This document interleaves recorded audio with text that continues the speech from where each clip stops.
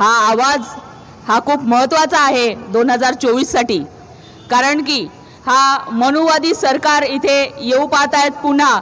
आणि जर 2024मध्ये इलेक्शनमध्ये भाजप सरकार आलं तर हे खाजगीकरण जे होत आहे, जे खाजगीकरण शिक्षणामध्ये घालत आहेत, त्यांचा मूळ जो अजेंडा आहे, जो फुले शाहू आंबेडकरी विचारधारेने निष्पन्न झालेला निर्माण झालेला महाराष्ट्र आहे, पुरोगामी महाराष्ट्र आहे.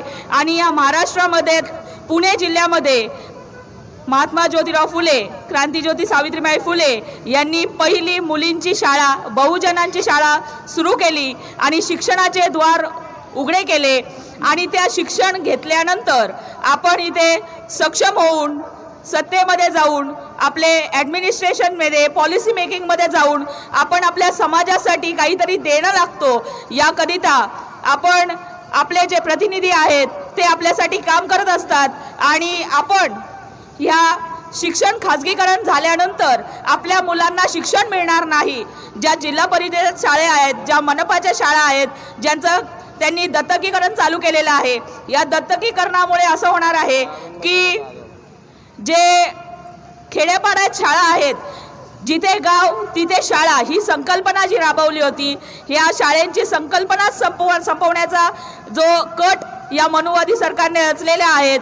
साधारणपणे आपल्या महाराष्ट्रामध्ये 27,000 जिल्हे आहेत आणि त्याच्यामध्ये जिथे शिक्षणाचं खाजगीकरण लावलं त्याच ठिकाणी त्यांनी 18,000 दारूचे लायसन्स देण्याचा ठराव केला.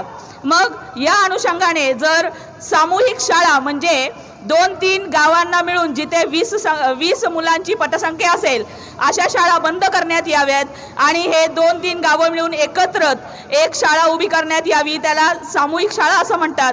आणि त्या शाळेमध्ये आपली मुलं शिकायला जाणार, तिथे शाळेला शिकायला येण्यासाठी भत्ता तर सरकार देणार, पण त्यांच्या गावापासून त्या शाळेपर्यंत जाण्याची सोयच मुळात त्या गावांमध्ये नाही आहे. तर अशी मुलं या गावामध्ये, गावाच्या बाहेर 2-3-4 गावांमध्ये एकत्र मिळून शिक्षणासाठी कसे जाणार. आणि त्याहूनही शाहू महाराजांनी जे मुलींच्या शिक्षणाची संख्या वाढावी म्हणून त्यांना शाळा भत्ता सुरू केला होता. तर या मुलींना आज बहुजनांच्या मुलींवरती एवढा अन्याय अत्याचार घडत आहे की आपले आईवडील त्या मुलींना खरंच दुसऱ्या गावामध्ये शिक्षणासाठी पाठवू शकतील का, त्यांचं धाडस होईल का, हा प्रश्न निर्माण होतो. त्याच ठिकाणी जर 3-4 गावं मिळून एक शाळा निर्माण करत आहेत, त्याच ठिकाणी 1.5 गावांमध्ये एक दारूचं दुकान देत आहेत.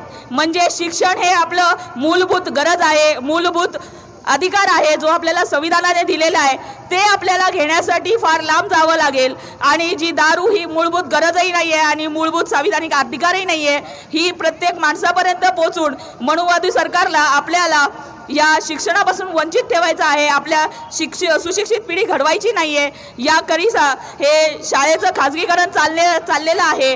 आणि त्याचप्रमाणे मी क्रांतिज्योती सावित्रीबाई फुले समता मंच, the Buddhist society of India आणि सतीश भाऊ गायकवाड यांनी जो इथे आयोजक केलेलं आहे, या सतीश भाऊ गायकवाडांना मी खरंच धन्यवाद सांगते की प्रत्येक समाजामध्ये ही जी संकल्पना सरकारने राबवली आहे त्याचा अवेअरनेस त्यांनी इथे केलेला आहे. आणि आपल्या प्रत्येक पालकाने, प्रत्येक बहुजन पालकाने आपापल्या शाळांमध्ये निवेदन देऊन हे खाजगीकरण थांबवावं अशी मी त्यांना सगळ्यांना आवाहन करते आणि थांबते. धन्यवाद. महाराष्ट्रातील आणि विशेष करून पुणे जिल्ह्यातील पुरोगामी पक्ष संघटनातील प्रमुख पदाधिकारी, विविध पक्षाचे संघटनांचे कार्यकर्ते, भटकेमुक्त समाजातील कार्यकर्ते या ठिकाणी या मोर्चामध्ये शासनाचा निषेध करण्याकरता उपस्थित झालेले आहेत. मित्रहो, या ठिकाणी शासन ज्या जातींना आरक्षण नाही त्या जातींना आरक्षण देण्यासाठी त्यांच्या पायाशी लोळणी घालतंय आणि ज्या समाजाला डॉक्टर बाबासाहेब आंबेडकरांच्या विचारातून, संघर्षातून जे आरक्षण मिळालेलं आहे ते आरक्षण संपुष्टात आणण्याचा दुसऱ्या बाजूला घाट घालत आहे. या ठिकाणी शासनाची भूमिका ही जातीवादी भूमिका आहे, कारण का मागासला समाज हा शिक्षणामध्ये अग्रेसर आहे, शिकून त्या ठिकाणी नोकऱ्यामध्ये आपली महत्त्वाची जागा बळकावतोय आणि समाजाचा एक विकास करण्याचा मार्ग तो अवलंबतोय. आणि विकासाच्या मार्गाने जात असताना समाजातलं दारिद्र्य असेल, मागासलेपणा असेल, अशिक्षितपणा असेल, जुने रूढी परंपरा असेल, या सर्वांना तिलांजली देऊन या ठिकाणी समाज एक लोकशाहीच्या मार्गाने, संविधानिक मार्गाने या ठिकाणी संघर्षाला रस्त्यावर उभा आहे आणि या संघर्षातून शासनाला जा विचारतोय की तुम्ही या ठिकाणी चुकीचं करताय. हे चुकीचं करत असल्यानं जे बोट दाखवण्याचं काम मागासला समाज करत आहे, त्या समाजाला पुन्हा गेल्या 70-80 वर्षाचा असणारा मागासले विभाग त्या ठिकाणी घेऊन जाण्याचं काम हे सरकार करत आहे. सरकारला या मागासल्या समाजाचा विकासही नको आहे, शिक्षणही नको आहे, त्याची प्रगती नको आहे.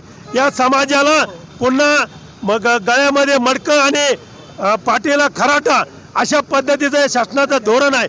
परंतु मी या ठिकाणी शासनाला ठणकावून सांगू इच्छितो की आता बाबासाहेबांच्या काळामध्ये कोणती साधन सामुग्री यंत्रणा नसताना,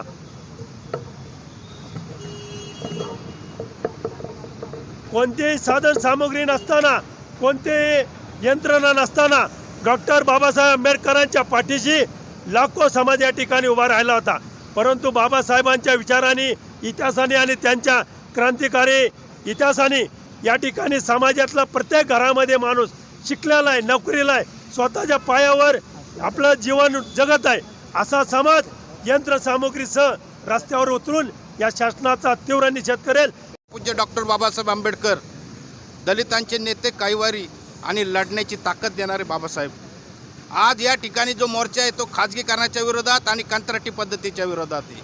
कारण सरकारचं धोरण आरक्षण संपवण्याचं आहे. एकीकडे एखाद्या समाजाला, जातीला आरक्षण द्यायचं आणि दुसऱ्या ठिकाणी खाजगीकरण करायचं आणि आरक्षण संपवायचं. आपल्यातलेच काही लोक गल्लट्ट पगार घेऊन एसीच्या पंख्यामध्ये बसलेले आहेत, गाडीतनं फिरत आहेत. त्यांनी बाबासाहेबांनी दिलेल्या आरक्षणाचा फायदा घेऊन ते पुढे गेले. पण हा सर्वसामान्य तळागाळातला समाज या ठिकाणी आंदोलन करतोय.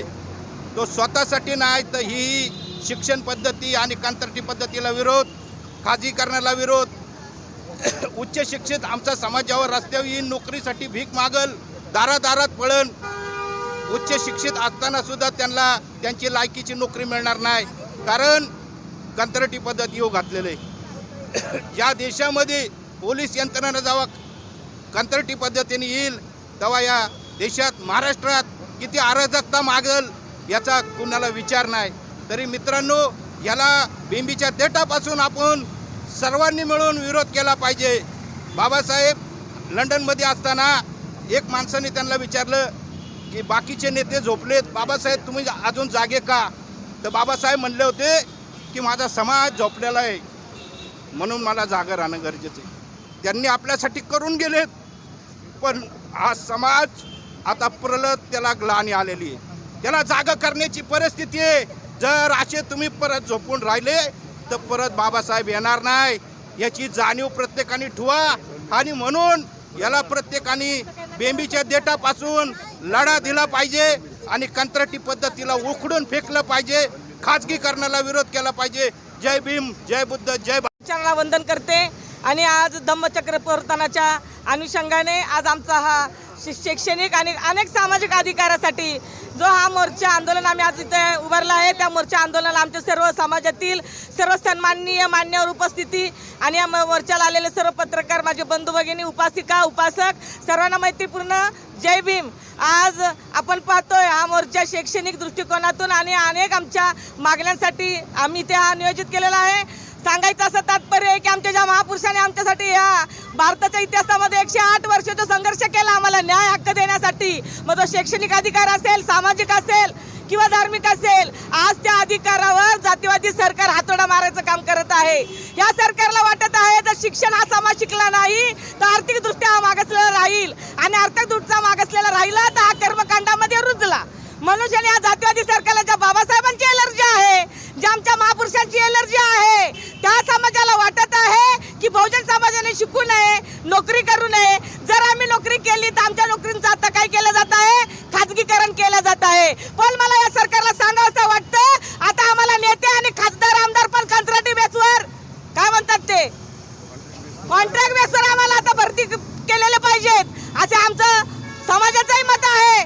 जर तुम्ही आमच्या अधिकार हातोडा मारत असाल आणि आमच्या बहुजनांच्या शिक्षणावर किंवा नोकऱ्यावर, तुम्ही अधिकारावर जर तुम्ही तुमच्या विचाराची पायमल्ली करत असाल तर तुम्हाला संपवणारे सुद्धा आम्हीच आहोत, तुम्हाला इलेक्शनमध्ये निवडून देणारे आम्हीच आहोत. ही जनता तुम्हाला कुठे तुम्हाला भागात पडेल ते सांगता येणार नाही. इंडिया यांच्या वतीने जो मोर्चा काढण्यात आलेला आहे त्याला शिवनाथ सेनेच्या वतीने माझा जाहीर पाठिंबा आहे.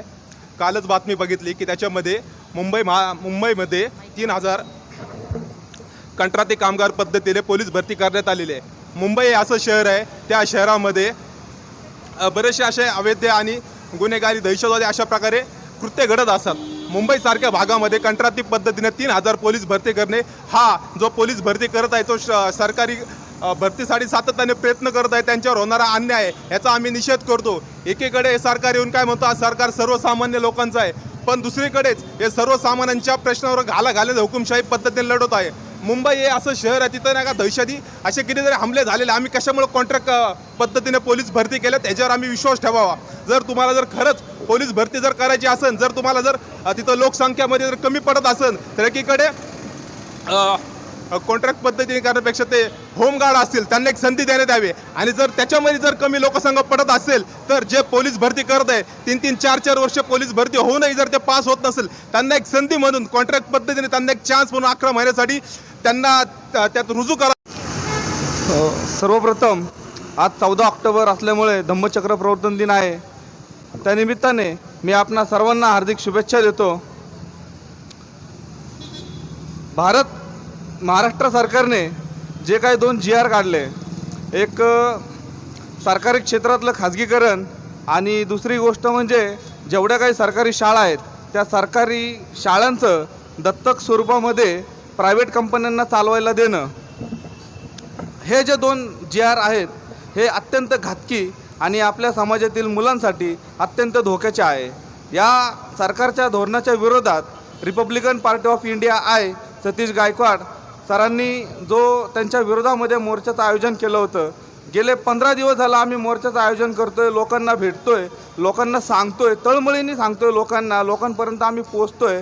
पण ज्याप्रमाणे लोकांची गर्दी इथे पाहिजे होती ती गर्दी आम्हाला दिसली नाही. याच्या मागचं कारण आहे की इथल्या ज्या व्यवस्थेने लोकांना वेगवेगळ्या क्षेत्रामध्ये गुंतवून ठेवलेलं आहे. म्हणजे एका बाजूला सण उत्सव वगैरे साजरे करायला लावायचे आणि दुसऱ्या बाजूला असे गुपित GR काढायचे आणि त्याच्याकडे दुसऱ्या लोकांचं लक्षच गेलं नाही पाहिजे. हे GR एवढे खतरनाक आहेत की याचा विचारही आपण करू शकत नाही. आत्ता फक्त खाजगीकरण केलेलं आहे, आत्ता दत्तक स्वरूपात देणं शाळांचं काम चालू केलेलं आहे. म्हणजे यांनी पोलीस भरती प्रायव्हेट केलेली आहे, कंत्राट पद्धतीने भरलेलं आहे. यांनी MBBSचे डॉक्टरची पदं ही कंत्राट पद्धतीने दिलेली आहेत. तहसीलदारसारख्या महत्त्वाची पदं कंत्राट पद्धतीने दिलेली आहेत. म्हणजे आम्ही पूर्वी शिकत नव्हतो तर नोकऱ्यांची मारामारी होती, आता आम्ही शिकायला लागलेलो आहोत. आमची मुलं मोठ्या पदावरती चाललेले आहेत आणि ज्या वेळेस आम्ही या सत्ता काबीज करू शकतो, आम्ही मोठ्या पदावरती जाऊन आम्ही अजून आमच्या बाकीच्या समाजाची उन्नती करू शकतो, तेव्हा या सरकारने आमचं शिक्षण बंद व्हावं त्यासाठी यांनी खाजगीकरण सुरू केलं. जपानसारख्या एका गावामध्ये जिथे फक्त त्या गावामध्ये जायला पॅसेंजर नाही आहेत, तिथून पॅसेंजर येत नाही म्हणून ते सरकार ती ट्रेन बंद करणार होती. साकी शिरोगामी असं या गावाचं नाव आहे. तर ते ट्रेन बंद करणार होती, पण त्या गावामध्ये एक मुलगी फक्त शाळेत, एकच मुलगी आहे जिला शाळेत जायला ती एकच गाडी होती. त्या एका मुलीसाठी त्यांनी ती ट्रेन चालू ठेवली तिच्या शिक्षणासाठी. एवढं ते गांभीर्य त्या जपानसारख्या शहराला आहे, त्या देशाला आहे. पण आपल्या महाराष्ट्रामध्ये, आपल्या भारतामध्ये शिक्षणाचं गांभीर्य हे कुणी ठेवलेलंच नाही आहे. या सरकारला आता आपण बघतोय आधीमध्ये महाराष्ट्रामध्ये काय चाललेलं आहे, देशामध्ये काय चाललेलं आहे. म्हणजे पैसे घ्या, खोकी, XYZ जे काय असेल ते सगळा प्रकार एका बाजूला चालत असताना शिक्षणाकडं दुर्लक्ष केलेलं जात आहे. आणि हे जे सरकारचं धोरण आहे ह्या धोरणाला आम्ही विरोध करत आहोत. भीमसैनिकांना आणि सर्व आमचे पुढाऱ्यांना सर्वांना माझा सप्रेम जय भीम. या ठिकाणी आज जो हा आंदोलन इथं उभारण्यात आला त्याबद्दल मी सर्व कार्यकर्त्यांना आणि सतीश गायकवाड सरांना मी धन्यवाद करतो की त्यांनी ह्या दबलेल्या समाजाचा आवाज ह्या सरकारपर्यंत पोहोचवण्याचा हा जो खूप मोठा काम त्यांनी हातात घेतलेला आहे. त्या कामाला माझ्या वतीने, माझ्या समाजाच्या वतीने आणि सर्व दलित चळवळीचे कार्यकर्त्यांच्या वतीने मी जाहीर पाठिंबा इथं जाहीर करतो आणि त्यांच्या ह्या कार्यामध्ये मी सदैव तन मन धननी उपस्थित राहील एवढं बोलतो आणि माझे 2 शब्द संपवतो. जय भीम, जय महाराष्ट्र. सर्वप्रथम या ठिकाणी आज जो काय धम्मचक्र परिवर्तन हा पवित्र दिन आहे, त्या निमित्तानं मी आपणा सर्वांना मनापासून शुभेच्छा व्यक्त करतो. दुसरं, या ठिकाणी जे काय आमचे मित्र गायकवाड साहेब आहेत किंवा त्यांचे सहकारी आहेत, त्याच पद्धतीने अगदी चव्हाण साहेब असतील, दादा साळवे असतील, मानव कांबळे असतील आणि सर्वच प्रमुख नेते आहेत. ह्या अत्यंत महत्त्वाच्या आणि संवेदनशील विषयावरती वाचा फोडण्याच्या संदर्भात पुणे जिल्हाधिकारी कार्यालयावरती हा जो काही मोर्चा काढलेला आहे, त्याबद्दल संयोजकाचे मी मनापासून अभिनंदन करतो, कौतुक करतो. खरं तर आज धम्मचक्र परिवर्तन दिन आहे. ईश्वरत्न डॉक्टर बाबासाहेब आंबेडकर यांनी जे काय आपल्या बहुजन समाजासाठी सर्व जाती धर्माच्या लोकांच्या न्याय हक्काकरता जे संविधान आपल्याला प्रदान केलेलं आहे आणि त्यामध्ये जो काही सन्मानाने जगण्याचा आपला अधिकार आहे, आपल्या मुलांना चांगलं शिक्षण मिळण्याचा जो अधिकार आहे, तो बाबासाहेबांनी आपल्याला बहुजन समाजाला दिला. आणि म्हणून त्याची प्रगती थोडीशी होते अशा दिसत असताना मनुवादी वृत्तीच्या सरकारच्या माध्यमातनं शाळांचं खाजगीकरण करायचं, त्या दत्तक योजनेच्या माध्यमातनं दारूवाले असतील, मटक्यावाले असतील, 2 नंबरवाले असतील, गुत्त्यावाले असतील, अशा लोकांना त्या शाळा दत्तक योजनेतनं द्यायच्या आणि संपूर्ण बहुजन समाजाच्या मुलांच्या शिक्षणापासून त्यांना वंचित करायचं, अशा प्रकारचं मोठं षडयंत्र सरकारच्या माध्यमातनं भाई या ठिकाणी राबवलेलं आहे. अग्निवीरच्या माध्यमातनं फौजेमध्ये जवानांना कंत्राटी पद्धतीने 5 वर्षाच्या करारनाम्यावर घ्यायचं किंवा पोलिसांची कंत्राटी पद्धतीने भरती करायची. अशा प्रकारे शासकीय निमशासकीय जे काही सरकारी संस्था आहेत त्यामधल्या सर्व लोकांच्या भरत्या कंत्राटी पद्धतीने करायच्या, अशा प्रकारचं धोरण महाराष्ट्र शासनाच्या सगळे मुख्यमंत्री आणि मंत्रिमंडळातल्या लोकांनी राबवायचं सुरुवात केलेलं आहे. मला या ठिकाणी म्हणायचं आहे की सरकारचं डोकं ठिकाणावर नाही. सरकारमध्ये असणारे मुख्यमंत्री असतील, मंत्रिमंडळातले मंत्री असतील, आमदार असतील, खासदार असतील, यांचे मेंदू कोंबडीचा अंड जसं गंध होतं तसं त्यांचे मेंदू गंदे झालेत का काय, अशा प्रकारचा प्रश्न माझ्यासारख्या कार्यकर्त्याच्या समोर पडतोय. मला या ठिकाणी सर्व जनचळवळीतले लोक आहेत, प्रमुख कार्यकर्ते आहेत, हे सगळे कंत्राट जे आहेत हे घेणारे लोक कोण आहेत, तर राज्याचे मुख्यमंत्री, मंत्रिमंडळातले मंत्री, आमदार, खासदार, पुणे महापालिकेचे पदाधिकारी, पिंपरी महानगरपालिकेचे पदाधिकारी, हे सगळे लोक कंत्राट लाटतात. आपल्या शहरामध्ये मुख्यमंत्र्याचे प्रत्यक्ष अप्रत्यक्ष ठेके आहेत. प्रसाद लाड नावाचा एक भाजपाचा आमदार आहे, त्याचे पुणे आणि पिंपरी चिंचवडमध्ये ठेके आहेत. अशा प्रकारचे ठेकेदारी करणारी मंडळी जी आहेत त्यांच्याकडे ही सगळी कंत्राटं द्यायची आणि त्यातून करोडो रुपयाचा नफा करायचा, कमवायचा, अशा प्रकारचा उद्देश सरकार आणि सरकारमधलं मंत्रिमंडळ, मुख्यमंत्री, उपमुख्यमंत्री, सगळे मंत्री महोदय, आमदार, खासदार, लोकप्रतिनिधी ठेवतात. आणि म्हणून त्याचा आपण निषेध करण्यासाठी या ठिकाणी उपस्थित आहोत. शेवटचा मुद्दा भाई, आज अंतरवाडी जरांडे अंतरवाडी या ठिकाणी, जालना या ठिकाणी जरांडे पाटलांचं एक मोठं आंदोलन चाललेलं आहे. त्या ठिकाणी जवळपास 25 लाखापेक्षा अधिक मराठा समाज जमा झालेला आहे. वंचित गरीब मराठ्यांना आरक्षण मिळावं या उद्देशाने ते मागणी करतायत. ओबीसी समाजाचे लोक देखील आंदोलन करतायत, आम्हाला आरक्षण आमचं राहिलं पाहिजे, अत्यंत संवेदनशीलपणे रस्त्यावर येत आहेत. लिंगायत समाजाचे लोक आंदोलन करतायत, मुस्लिम समाजाचे लोक आंदोलन करतायत, धनगर समाजाचे लोक आंदोलन करतायत. SC ST OBC ही आरक्षण पद्धत संविधानानुसार आहे.